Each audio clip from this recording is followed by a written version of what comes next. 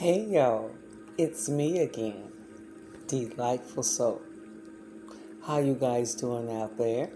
I hope everyone is doing well, and I also appreciate you for tuning into my channel.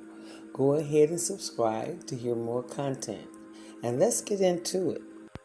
A man who jumped from a high-rise apartment in Manhattan has been identified by the New York City Police Department as Gustavo Arnal. A law enforcement source told news reporters Arnal is the chief financial officer of Bed Bath & Beyond. They said he did not survive the jump from the 18th floor balcony of his high-rise apartment. The NYPD said in a statement Sunday that Arnal, 52, was found unconscious and unresponsive outside his luxurious 57-story skyscraper in the neighborhood of Tribeca around 12:30 p.m. Friday. Police said the man appeared to suffer from injuries indicative to the fall from an elevated position. EMS responded and pronounced the man that is no longer living. Telling our colleague Bryn Gentgrass that the 52-year-old was the chief financial officer for Bed Bath & Beyond and that he died after jumping from the 18th floor balcony of its luxury high-rise in Manhattan. This on Friday. The source adding that Arnal's wife, that she witnessed him take his own life. We should note that there was no suicide note that was located, so at this point investigators saying that they are not suspecting any criminality. According to investigators, also SEC records showing that he was appointed to his position as a CFO in April of 2020, so he wasn't at that position for long.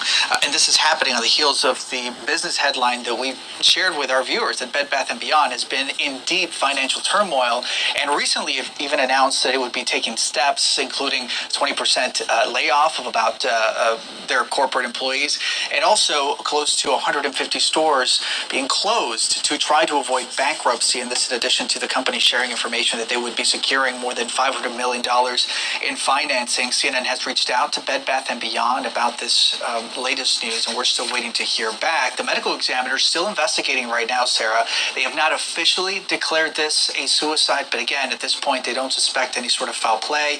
It's also unclear as to whether or not his death is directly linked or tied to or connected to that financial news that we brought our viewers. And it's also important, I know you know and I know, and it's me.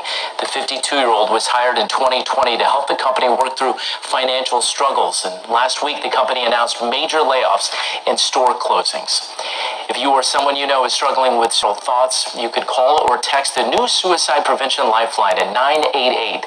The Lifeline has mental health crisis services available 24/7. Again, the number 988, or you can call 1-800-273-TALK. Arnal was instrumental in guiding the organization throughout the coronavirus pandemic, transforming the company's financial foundation and building a strong and talented team. He was also an esteemed colleague in the financial community. But it has been reported by several outlets that Bed Bath & Beyond is in deep turmoil. The company is trying to rescue itself and stay out of bankruptcy by shrinking. The chain said Wednesday that it will lay off approximately 20% of the corporate employees, close around 150 stores, and slash several of its in-house home good brands. The company also said it secured more than $500 million in financing to shore up its ailing financial straits. So the thing is that they are having a debt of $1.4 billion. And from my understanding, and allegedly, that Bed Bath & Beyond execs spent $600 million to buy back stocks, and were foreseen to buy back another $400 million of stocks.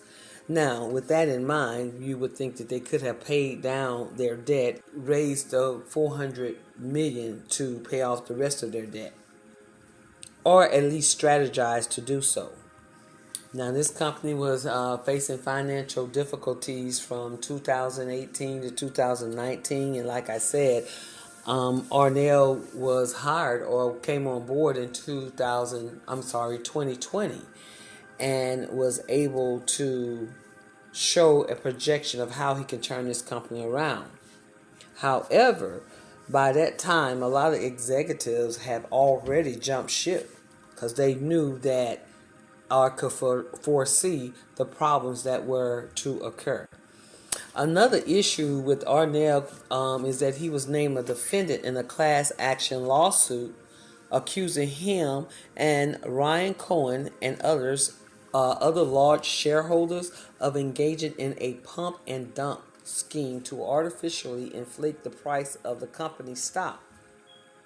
The lawsuit was filed on August 23rd of this year in the U.S. District Court for the District of Columbia. Holders shared fake revenue numbers and company plans for spinning off its Buy Baby brand to fuel a stock buying frenzy. My condolences go out to the Arnal family, and I pray that they have comfort. I don't know what he promised them when he was hired on as CFO, but it seems like the company's problems were at a point of no return. And with the accusation saying that he was involved in pump and dump and stocks, that may be shameful to him and amongst his peers in the financial community. And he can possibly lose everything. I am questioning the fact that his wife watched him as he falls to his death. Or it could have been a family issue, definitely mental illness. So I'm just presuming that these are some of the causes. I'm not sure, I'm not certain, and I definitely do not know. At this point, I'm just speculating, but either one of those causes are no reason to self-eliminate. Okay? There's help out there, and the number will be shown at the end of this video. So y'all tell me what you think about this and leave your message below and go ahead and subscribe. And I appreciate it. Thank you for watching. Bye now.